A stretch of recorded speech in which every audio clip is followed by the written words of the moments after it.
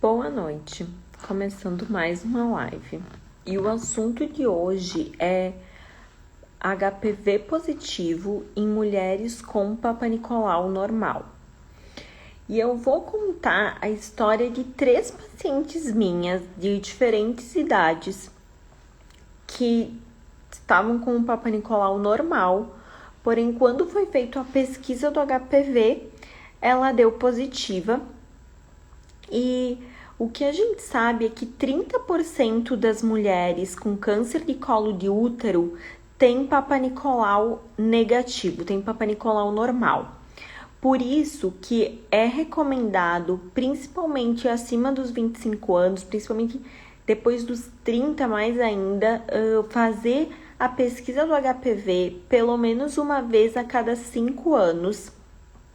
Porque no caso de um HPV positivo, a gente indica fazer a colposcopia.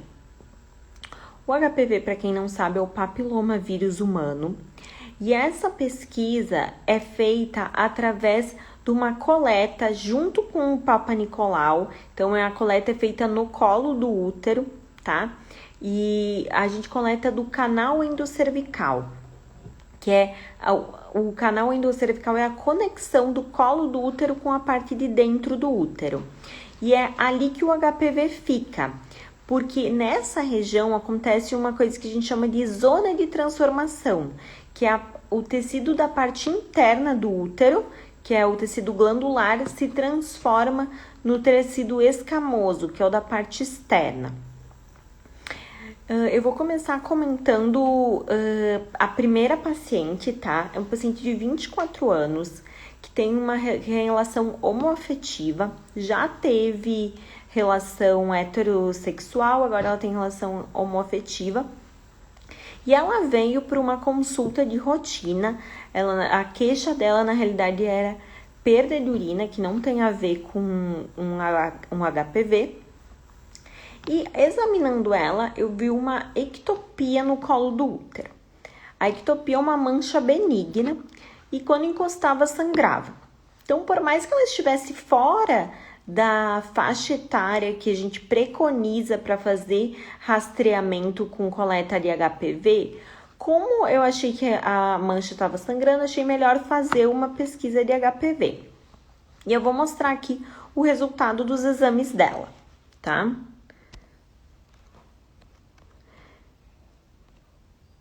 Então, eu coletei aqui, como é que não é esse exame?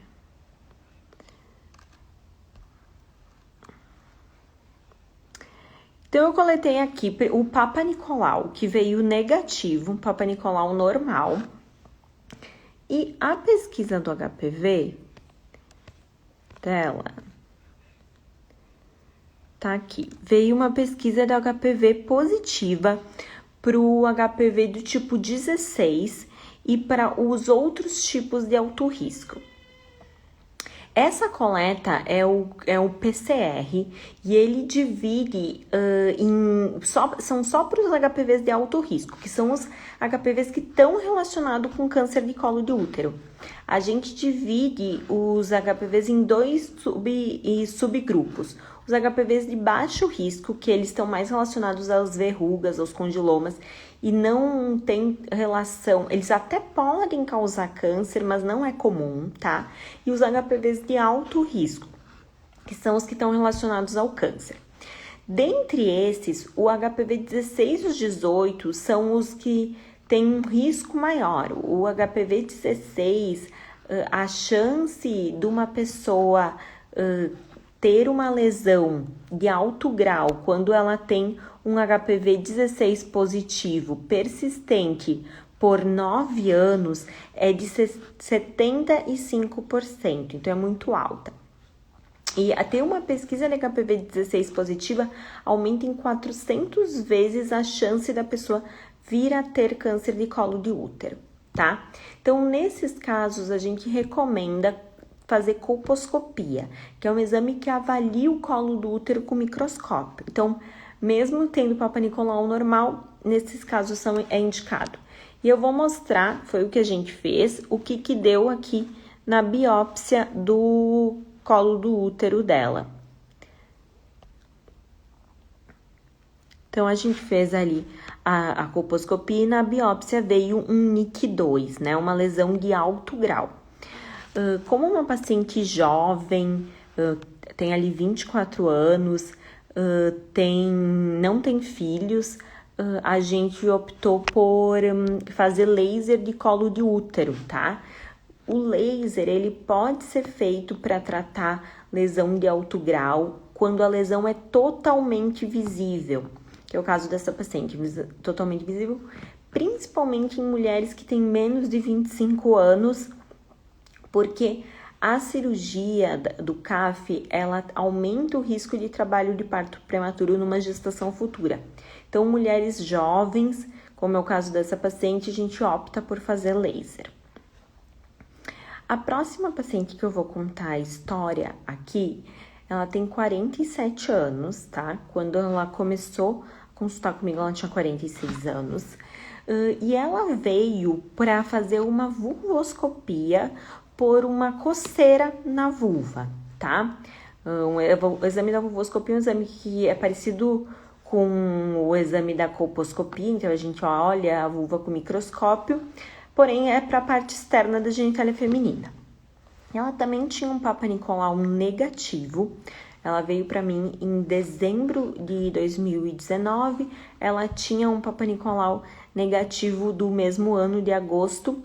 Então, como ela não tinha pesquisa de HPV, eu acabei coletando nesse exame, aproveitando e já fazendo uma coleta da pesquisa do HPV. E eu vou mostrar aqui o exame para vocês. Então, deixa eu puxar aqui. O exame dessa paciente. Não é esse.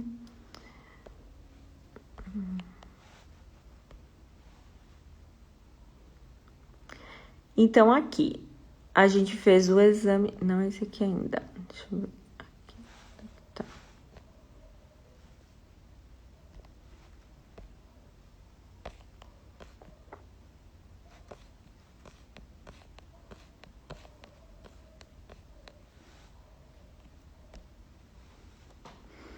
Então, aqui, exame de outubro de 2019, que ela veio a primeira vez, veio com uma pesquisa do HPV 16, 31 e 58 positivos. Então, todos HPVs de alto risco. Mesma coisa, nesse caso, eu indiquei para fazer a colposcopia, para a gente procurar lesão, tá? E vou mostrar o que deu no resultado da colposcopia.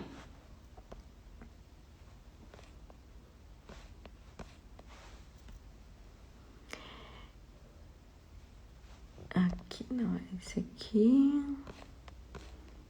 São vários exames, então todos juntos. Então, eu acabo puxando um exame. Vamos ver só um pouquinho.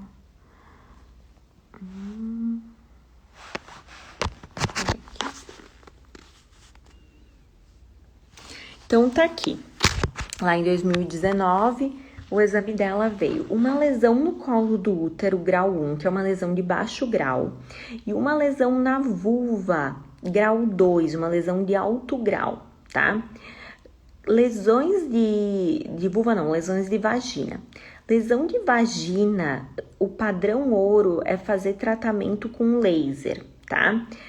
A lesão de alto grau o que é? É grau 2 e grau 3. Lesões de baixo grau é lesão grau 1. Independente da lesão ser no colo do útero, na vagina ou na vulva, a gente sempre trata quando dá alto grau, tá? E pelo fato da vagina ser um órgão muito vascularizado, que tem um risco maior de sangramento, ou até mesmo de lesão de outros órgãos, dependendo de em qual parede vaginal que está localizada a lesão, como, por exemplo, quando está em parede vaginal anterior, que é a parede que tem contato com a bexiga, ou parede vaginal posterior, que tem contato com o intestino, a gente prefere fazer laser do que cirurgia, porque o risco é menor durante o tratamento. Então, foi o que foi feito no caso dela. A gente fez um laser para tratar essa lesão de alto grau da vagina e manteve o acompanhamento. O laser foi feito no começo de 2020, em janeiro de 2020. E ela, depois de 6 meses, a gente faz um novo controle. Ela acabou demorando um pouquinho mais para voltar, tá? Acabou voltando só em setembro. E em setembro a gente fez os novos exames dela. Sempre que a gente trata uma lesão de alto grau, a gente vai fazer um controle com Papa Nicolau, colposcopia e, se tiver disponível, pesquisa de HPV. O que a gente quer ver? Quando tem uma pesquisa de HPV positiva, depois de um tratamento de lesão de alto grau, existe um risco maior de ter novas lesões, tá? Então, o ideal é quando a gente trata, a gente quer que a pessoa tenha a capacidade, o organismo da pessoa tenha a capacidade de eliminar a lesão. Quando a gente faz o tratamento, a gente não está tratando o HPV, a gente está tratando a lesão que o HPV causou. Então, o que a gente faz? Trata a lesão, pede para fazer a vacina do HPV, que são 3 doses, pede para melhorar a imunidade. Então, como que melhora a imunidade? Fazendo atividade física, dormindo 7 a 8 horas por dia, diminuindo níveis de estresse, dando uma alimentação saudável e faz esse novo controle. E foi o que a gente fez no caso dela, e o HPV permaneceu positivo. Eu vou mostrar aqui o exame para vocês.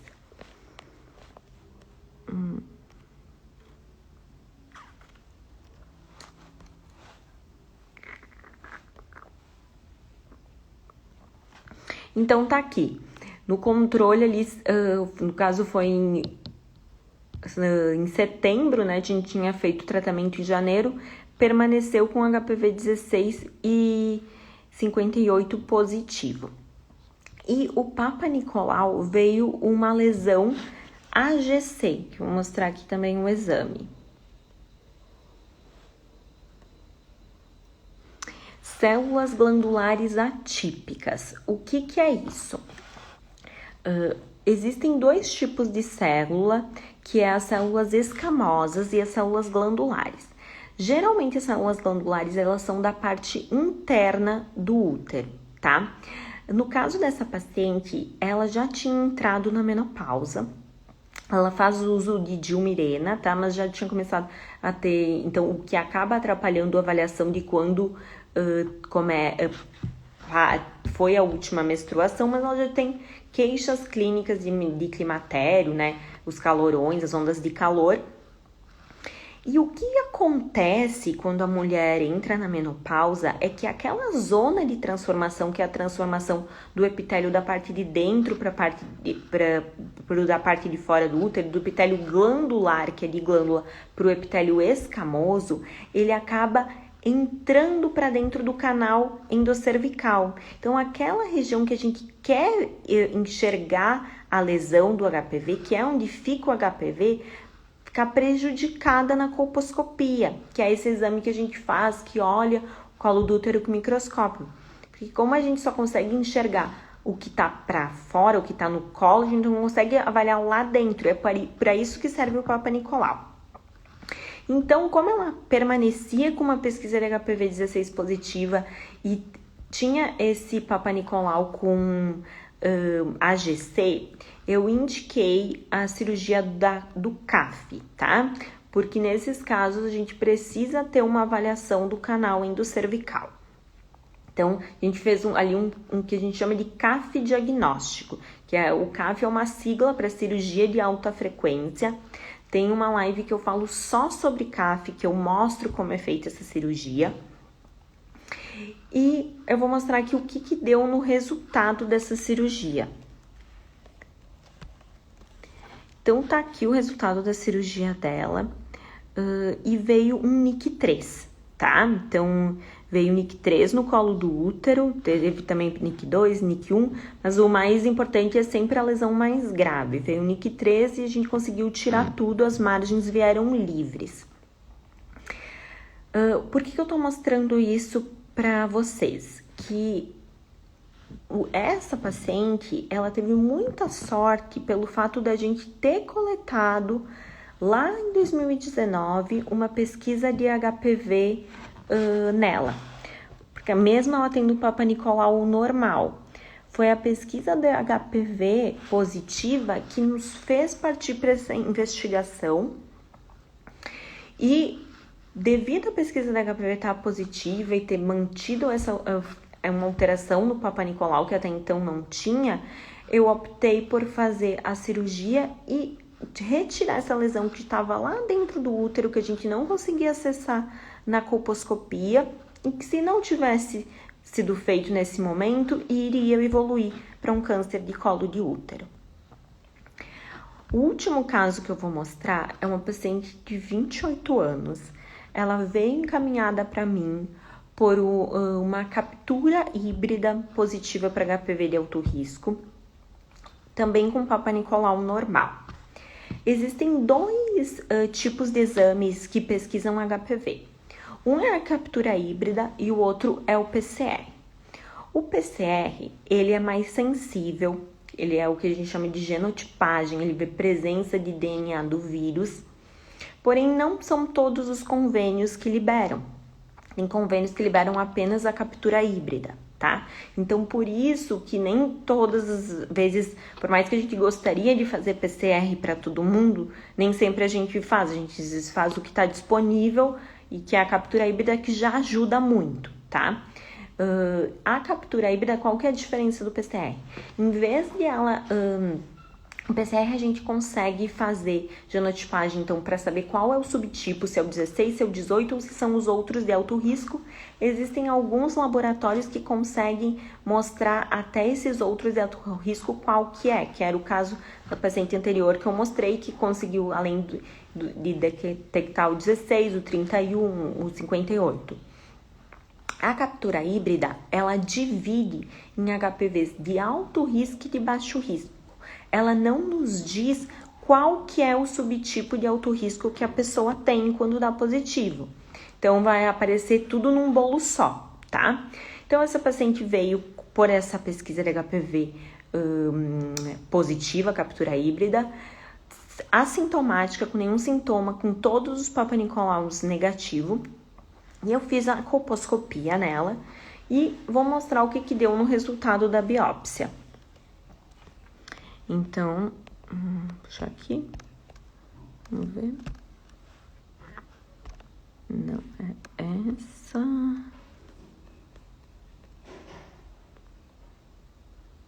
Tá aqui, ó, a biópsia dela.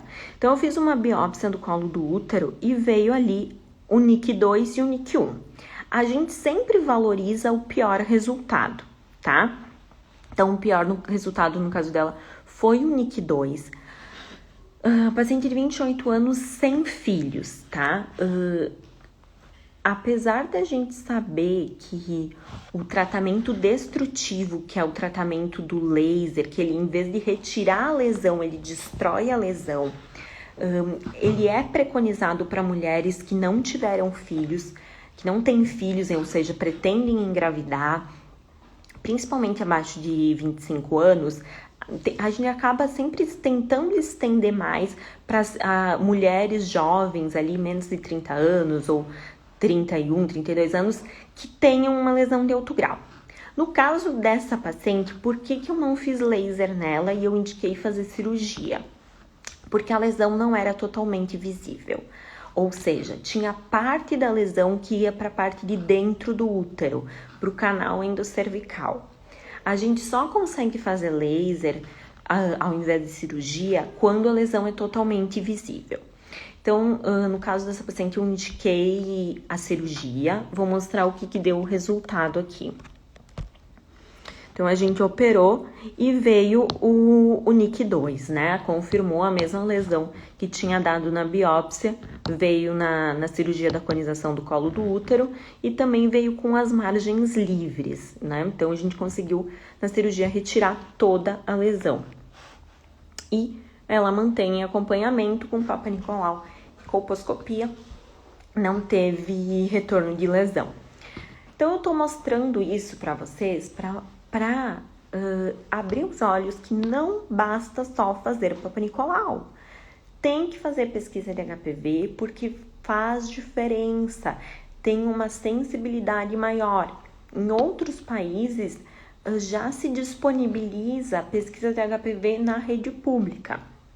No Brasil, infelizmente, ainda não está disponível. O que a gente tem para rastreamento é apenas o Papa Nicolau, e quando ele dá alterado é que se vai para a colposcopia. Porém, o que é preconizado é fazer a pesquisa do HPV, principalmente em mulheres com mais de 30 anos, pelo menos uma vez a cada 5 anos, e se caso essa pesquisa vier positiva para HPV de alto risco, ir para a colposcopia, que é capaz de identificar lesões mais precoces e com isso prevenir câncer de colo de útero, como foi o caso dessas 3 pacientes que eu mostrei aqui, tá bom? Fabiana tá perguntando, quando as margens não dá livres, qual o próximo passo, tá? Em geral, se o que veio comprometida das margens é com lesão de alto grau, não com câncer invasivo, o que a gente faz é acompanhamento. Só que ao invés de fazer de 6 em 6 meses, como é o que a gente faz pós-CAF, o primeiro controle vai ser feito em 4 meses, quando a margem endocervical, que é da parte interna do útero, está comprometida, tá? E daí, dependendo desses resultados, vai se ver se vai ser preciso fazer uma nova cirurgia ou não. Na grande maioria das vezes, não é preciso, porque mesmo quando as margens vêm comprometidas, tem uma área que é cauterizada, tem o próprio processo de cicatrização do corpo que acaba também servindo para eliminar a lesão.